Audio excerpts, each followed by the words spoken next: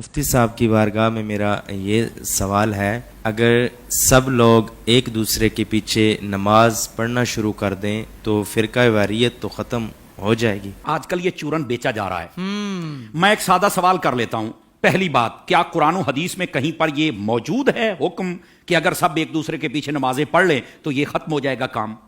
کوئی دلیل؟ کہا جی یہ تو نہیں ہے۔ میں نے کہا نہیں ہے نا، تو پھر میری دوسری بات بتائیے، اگر کسی بندے کی قراءت ٹھیک نہیں، یعنی وہ قرآن صحیح نہیں پڑھ سکتا، اس کے پیچھے نماز ہو جائے گی؟ بولے نہیں، اس کے پیچھے تو نماز نہیں ہوگی۔ تو میں ایک سادہ بات کہنے لگا ہوں، سارا سمجھ آ جانا چاہیے، جس کا قرآن ٹھیک نہیں ہے جب اس کے پیچھے نماز نہیں ہوتی، تو جس کا ایمان ٹھیک نہیں ہے اس کے پیچھے ہماری نماز کیسے ہو جائے گی؟ کیا کہنے علامہ صاحب۔ بات دراصل یہ نہیں کہ کس کے پیچھے نماز پڑھنی، بات یہ کہ جو مصلی پر کھڑا ہے نا، آپ نے دیکھنا اس کا عقیدہ بھی درست ہے کہ نہیں ہے۔ جی جی جی جی جی میں آپ کو اس سے بھی ایک سادہ مثال دے دیتا ہوں۔ دیکھیے، ہم پیچھے کھڑے ہیں، ہم نے کہا پیچھے سے امام کے اللہ اکبر، بھائی جو مصلی پہ کھڑا ہے حضرت، وہ بھی تو دیکھو نا، یہ کس امام کے پیچھے ہے؟ آیا کہ یزید کو امام کہنے والا ہے یا حسین کو امام کہنے والا ہے؟ کیا کہنے، تو ذرا اس بات کو سمجھو نا۔ حالانکہ جب حضرت امام حسین کو ہم امام کہتے ہیں تو ہم بیچ میں صحابہ کرام علیہم رضوان کا لحاظ بھی رکھتے ہیں، یہ یاد رکھ لیجئے۔ لیکن میں نے ایک اشارہ دیا ہے، آقا کریم علیہ السلام نے ارشاد فرمایا، ان اللہ اختارنی واختار لی اصحابی واختار لی منہم اربع، فرما اللہ نے سب سے پہلے میرا انتخاب فرمایا، میرے بعد میرے صحابہ کا انتخاب فرمایا، پھر میرے لیے ان میں سے 4 کو چنا، حق 4 یار بھی آ گئے، ٹھیک ہے۔ پھر اس کے بعد فرمایا، اس کے مختلف پہلو آگے ہیں، مختلف الالفاظ و طرق و سند، یہ روایت ہے، لیکن ایک روایت یہ بھی ہے، فرمایا ان قریب ایک قوم آئے گی، ینتقصونہم ویسبون اصحابی، جو میرے صحابہ کرام میں سے نقص نکالے گی، عیب نکالے گی اور گالیاں دے گی۔ فرمایا جب یہ آئے تو حضور ہم نے کیا کرنا ہے؟ فرمایا لا تواکلوہم ولا تشاربوہم ولا تسلموا علیہم ولا تسلوا معہم ولا تناکحوہم، او کما قال علیہ السلام۔ میرے آقا کریم علیہ السلام نے فرمایا، نہ ان کو سلام کہنا ہے، نہ جواب دینا ہے، نہ رشتہ دینا ہے، نہ لینا ہے، نہ روٹی پکا کے ڈالنی ہے، نہ ان کے ساتھ کھانی ہے۔ اور میرے نبی کریم علیہ السلام نے فرمایا، مر جائیں تو جنازہ نہیں پڑھنا، ان کے ساتھ نماز نہیں پڑھنی، سمجھ آ رہی؟ ان کے ساتھ نکاح نہیں کرنا۔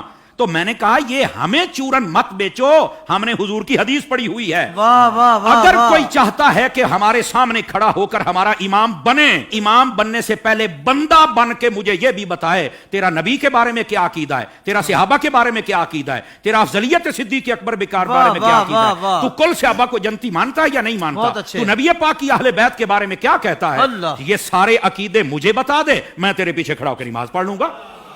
کیا کہنے، کیا کہنے۔ ویسے یہ جو نمازوں کا شوق ہے نا، میں صرف اتنی بات بتا دوں بھائی جان، یہ ترمذی شریف میں روایت موجود ہے، ایسی روایات جب آتی ہیں تو پھر بیٹھ جاتے ہیں کیڑے مکوڑے، یتیم العلم یزید الفکر، وہ بیٹھ کے کہتے ہیں کہ نہیں یہ یوں نہیں، یہ یوں نہیں، یہ ٹھیک نہیں۔ میں نے کہا حضرت جب آپ کی اصل ہی ٹھیک نہیں تو آپ کو یہ بات کیسے سمجھ آئے گی؟ نبی پاک علیہ السلام تشریف فرما ہے، ایک شخص آ گیا، اس نے کہا حضور فلاں شخص فوت ہو گیا، جنازہ پڑھانا۔ فرمایا ہم نے نہیں پڑھانا اس کا، حالانکہ مشکاہ شریف پڑھ لو، حضور نے فرمایا جب کوئی فوت ہو جائے مجھے بتا کرو، جنازے میں پڑھاؤں گا۔ جی آپ اس بات کا اظہار فرمایا کرتے تھے کہ جنازہ میں نے پڑھانا، میں نے مفہوماً و مختصراً بات سنائی ہے، اس کا جنازہ کیوں نہیں پڑھا؟ جب سوال پوچھا گیا تو آقا کریم علیہ السلام نے فرمایا، انہ کان یبغض عثمان ابن عفان، یہ میرے عثمان سے بغض رکھتا ہے۔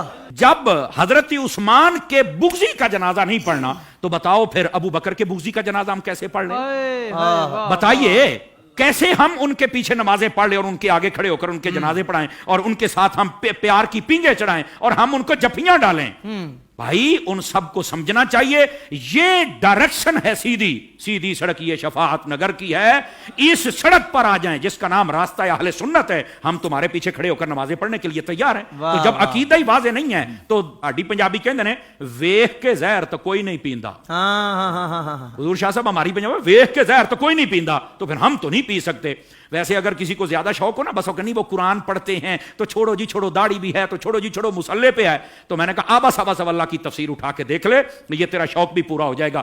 حضرت حافظ صاحب ہوا یہ کہ حضرت فاروق اعظم کا زمانہ اقدس ہے، ایک قریب محلے میں امام آ گیا، اس کو نماز کے لیے ہر نماز کے اندر جب وہ قرات کرتا ہے تو آبا صاحب تولا پڑھتا ہے۔ لوگوں نے کہا بھی اور قرآن نہیں آتا؟ کہتا آتا ہے۔ تو یہ کیوں پڑھتا ہے؟ کہتا مزہ آتا ہے۔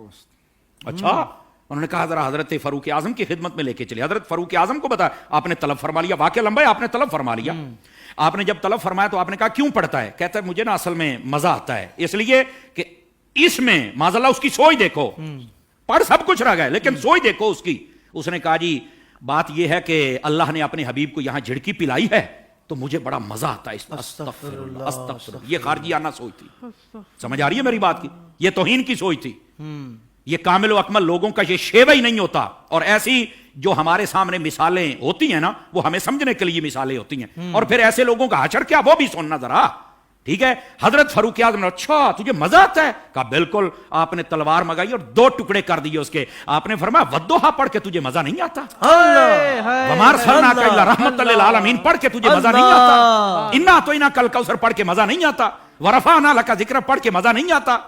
یعنی جو قرآن پڑھ کے دل میں توہین مصطفیٰ کی رکھے جب اس کے پیچھے نہیں ہوتی تو جو سر عام میلاد پر کفر کے فتوے لگائے ان کے پیچھے کیسے ہو جائے گی؟